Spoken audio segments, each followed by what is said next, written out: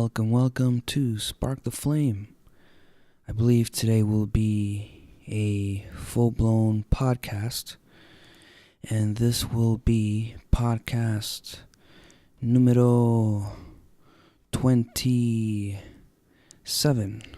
Spark the Flame, podcast number 27. Nowadays, these are actually video casts or vlogs. So, what we will get into today, I feel like I need to open up as usual, but today I really need to approach something. Let's go ahead and get right into it. So for a while now, every so often in this podcast, I would approach the topic of basically reasons to live, and I'm gonna just have to get kind of raw and apply it with my own experience in my own life. So, and this is to help anyone who was kind of going through something similar. So,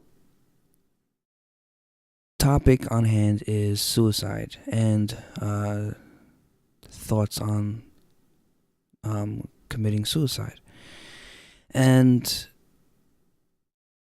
I'm going to take you through a little personal journey as a context.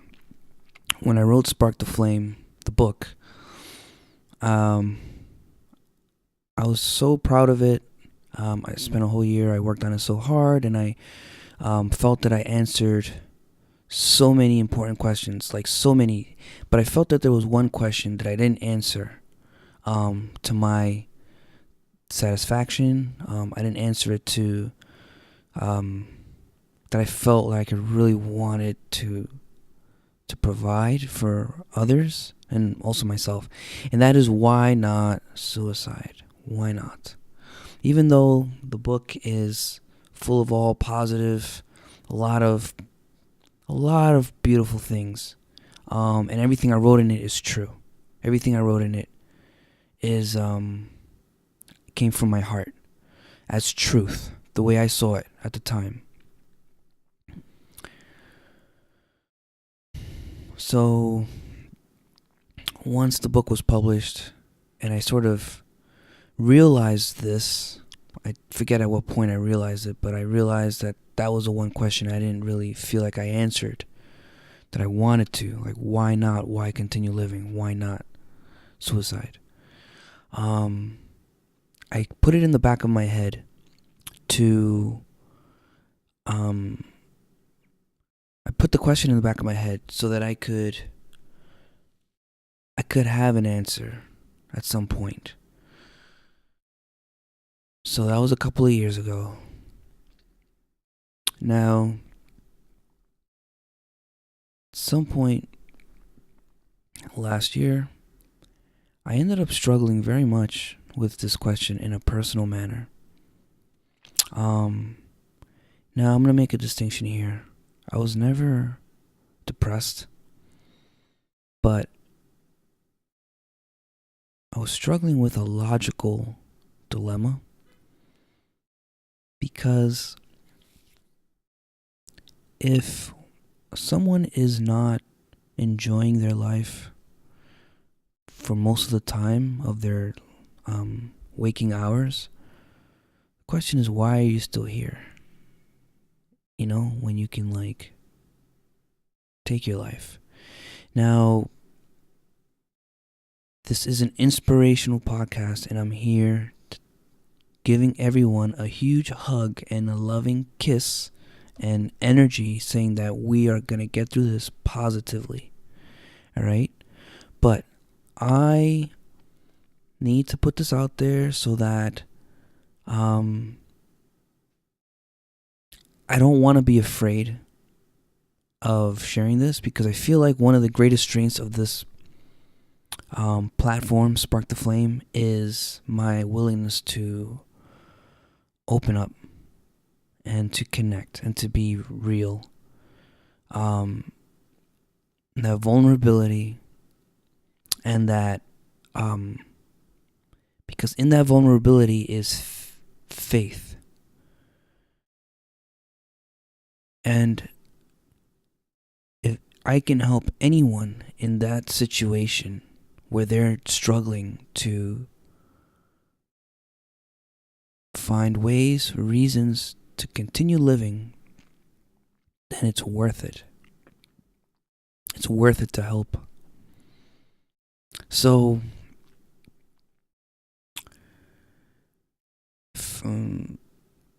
forgot where I was. So I did end up struggling, and this was between last year and this year, here and there. And the reason, what I believe the reason was, is because when you're thinking about these thoughts, I think for most people, most healthy people, it's not a realistic option. So you can think about it, and like you have this sort of barrier.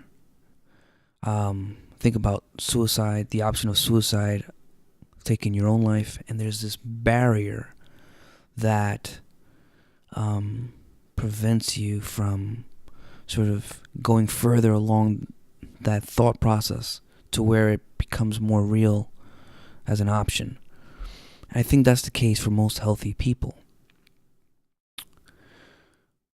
For me, I had a logical issue because, well,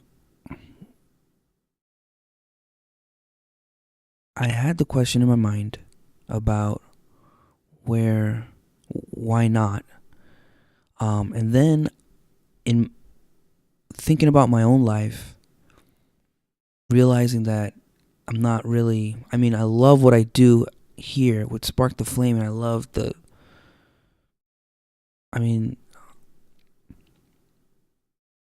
so much impact that we each have, and I know that I give impact, and I love the beauty of life.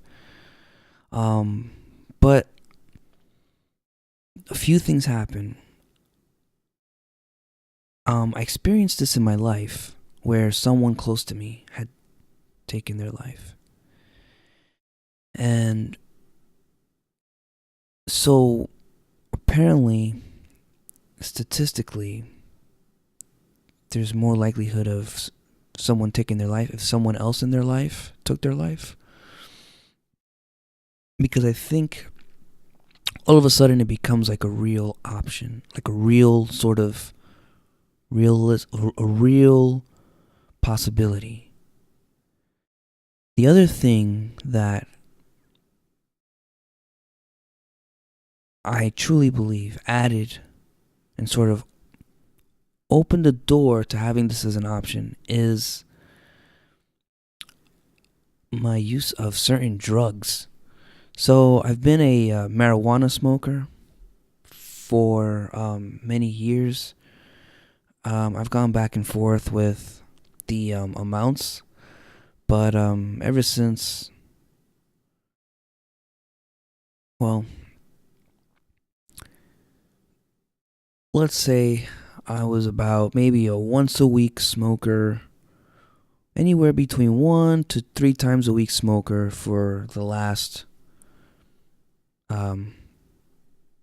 maybe 5, 6, 7 years, on and off. So maybe I'll go a few weeks without smoking. Actually, in 2016, I was completely clean and sober. So I was clean for 2016 of everything, not even any tobacco smoke or anything.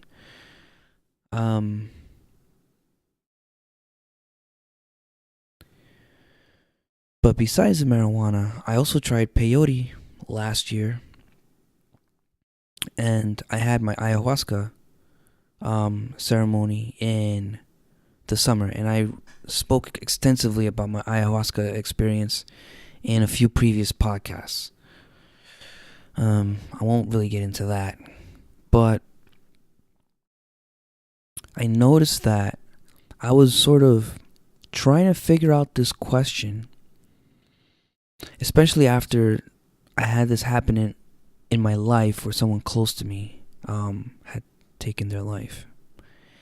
And then it really hit me like, damn, I really want to figure out this question. Why? What can I do to help? Why? Like, I'm setting this task, this task in my mind, in my subconscious mind, to figure this out. Let's figure it out. A little side note. I do this because of the belief, my belief that my subconscious is connected to, is sort of like in a neural network with all other subconsciouses in other parts of the universe. Even though everything is connected, it is, from my perspective. But sort of one way to look at this is that your intellectual doorway to the sort of universal intelligence is through your subconscious. So you can ask things, set things into your subconscious, and then it's connected on its own, and these things will come up, whatever needs to be provided to you as far as thoughts and intelligence, whatever will show up through your subconscious. So that's why I put it in my subconscious as, why am I, like, please provide me the answer so I can give it to others. Why not kill yourself? So that was in the back of my mind. I had this huge loss in my life as well, as far as someone close to me. And then I tried peyote a few weeks later. And right after I tried the peyote, it was not a good experience. And the peyote is basically it's a cactus. And the psychoactive component chemical is mescaline. And I tried it because I was reading things about people having beautiful spiritual experiences and beautiful life experiences using peyote. Great. So I tried it on my own in my apartment here. And I had very little, but it was not a good experience. I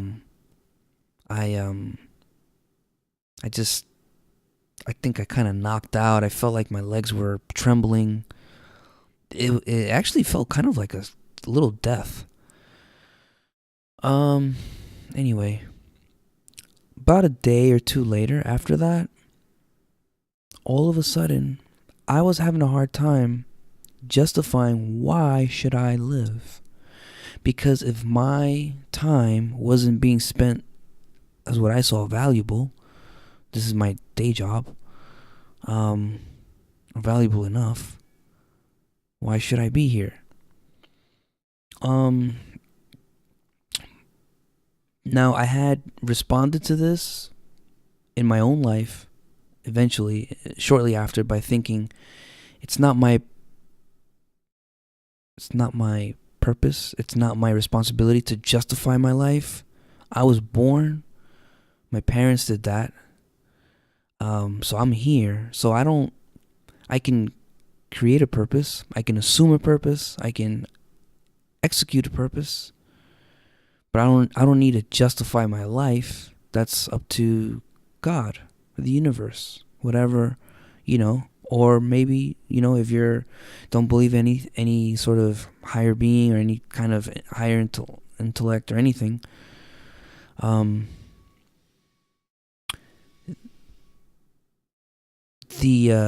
what solved that question at that point was that I don't have to justify my life, because I'm here. It's not necessarily like I asked to be here, not that I know of.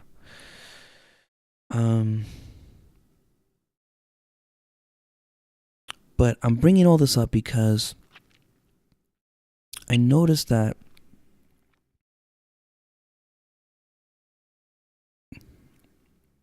even short-term use of marijuana, and I've met so many people that had positive benefits from marijuana. I can't even tell you how many people. I used to live in Colorado, and I was an activist, and I'm still a proponent for marijuana. I'm a proponent for the use of marijuana. Now, like everything in this world, things can be used in a good way and in an unhealthy way. So I noticed that these kinds of drugs, like any drugs, I guess, for me, it opened the door. I guess it's my personal mixture of life situations, but all of a sudden, I was seeing suicide as like a real option and logically struggling to come up with the answer as to why not do it. So the good news is that since I've stopped smoking marijuana, I don't really, it's like that door isn't open and I can't explain it. I don't know how to explain this, but I'm sharing it because it's real. It's my experience. As far as this is what I'm experiencing.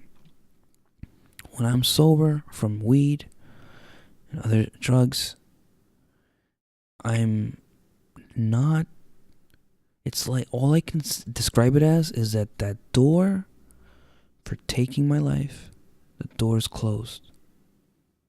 And now I can debate it. Now I can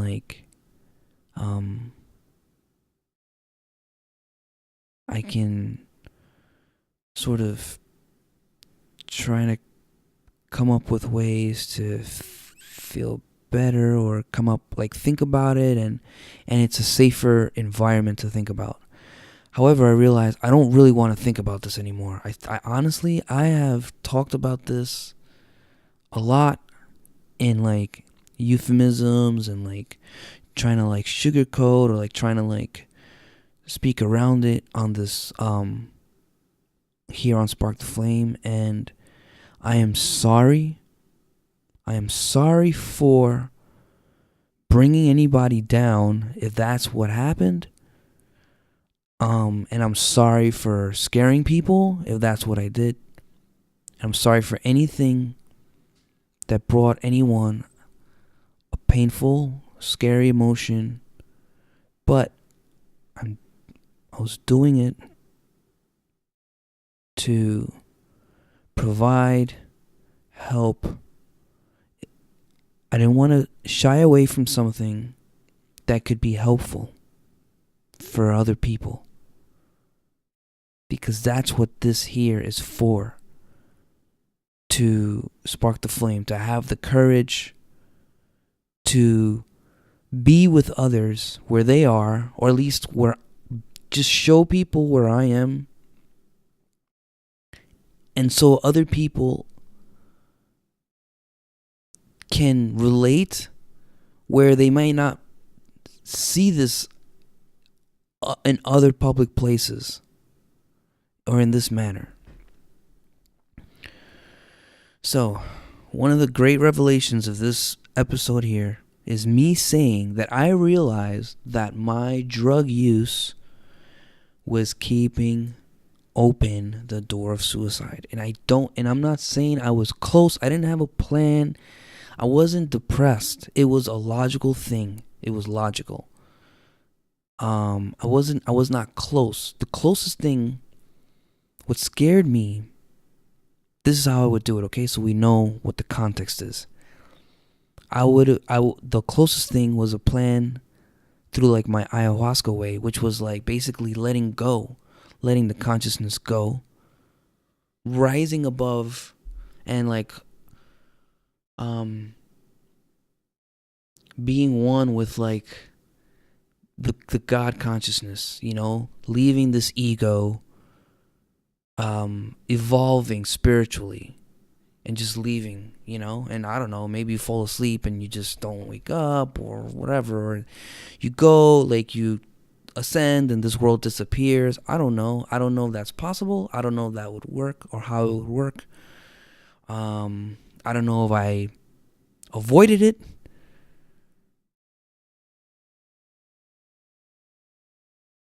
But a few more things.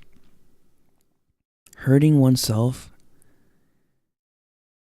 what we have right here is a gift. It's people call it the gift of life. What we have here is holy consciousness. There's a holiness in you. If you want to call it spirit, soul, maybe there's differences with these things, your heart. All of us know that there's a sort of divinity. And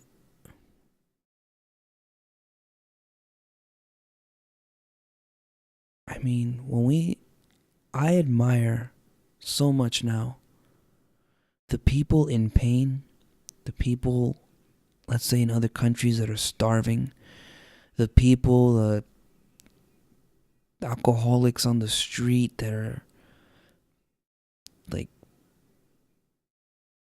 still alive, the people collecting cans, and they're obviously completely broke and homeless. I admire them because they're still alive. They're still here. They are still honoring the gift that we have.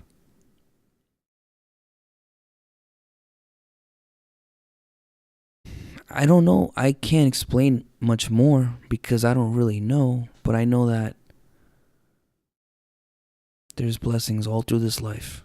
I'm blessed. And so hurting oneself, it's dishonor. I would say to leave. Well, I don't like to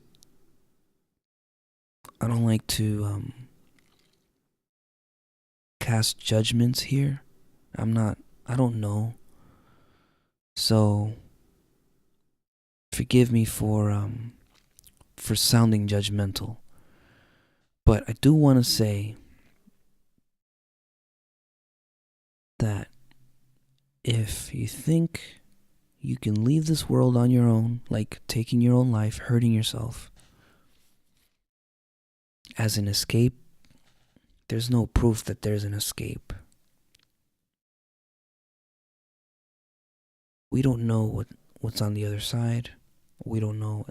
I don't know if it's right to call it the other side. I wouldn't even call it the other side. I would just say we don't know what happens after we die.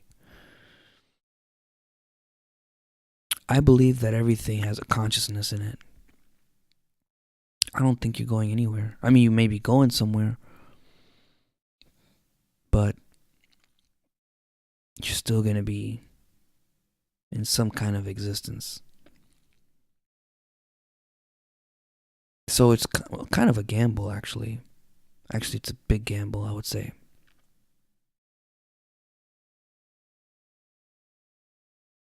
Well, let's see where we're at. Oh my gosh. 23 minutes.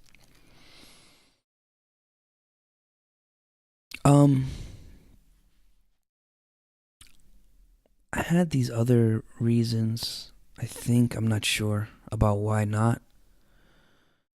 But honestly, I must share with you my friends, my loved ones, my family that I can't continue talking about this. I can't even continue thinking about it. Because I want to be here. When I was in my ayahuasca ceremony, I was very close. I had this option to let go and accept everything as an illusion, and I didn't.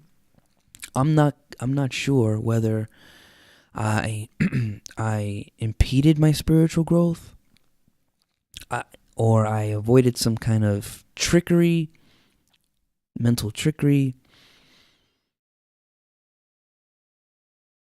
Um,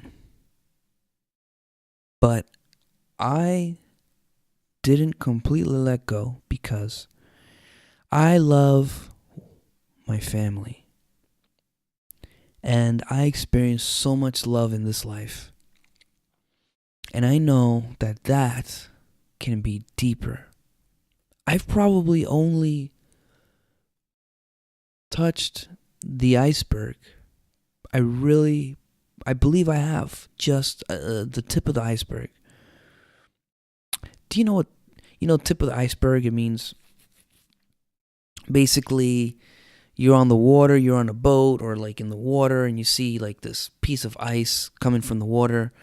If it's an iceberg, that thing is huge underneath the water. You just don't see it. So when they say tip of the iceberg, what people are saying is you see a little portion of a huge part of a huge totality that you don't see. There's a lot more that you don't see. And that's what the love that is possible in this experience here, in this world. I believe that I've only experienced the tip of an iceberg at minimum. Maximum. Well, the iceberg is a minimum. And anyway. So that's why I didn't let go, and that's why I'm still here. And this reminds me of another reason I thought of to stay here, because things can improve. Your situation and condition can and will improve.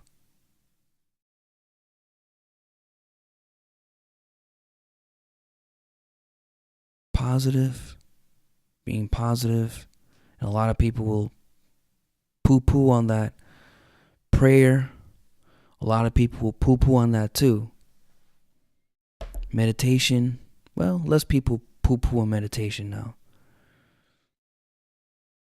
Knowing that your situation can improve and believing it is a great step. Trusting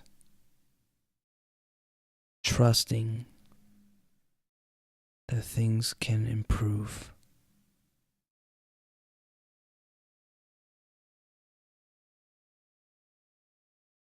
So,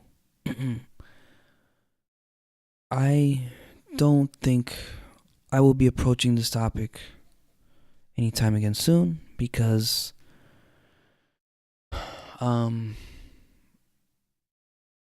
I don't want to be saddened by it. I don't want to be drawn by it. The more you think about something, the more it is in your mind. And I have a lot to do. So I guess we're done for this little episode. Thank you for being here. Thank you for just sticking with me, with us, with Spark the Flame. Thank you for your trust, for your love.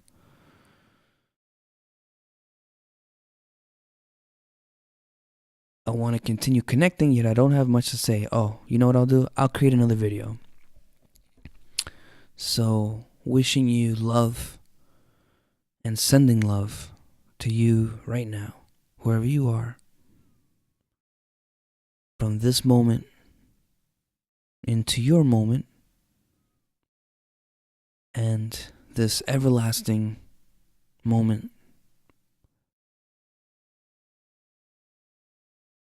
Thank you again.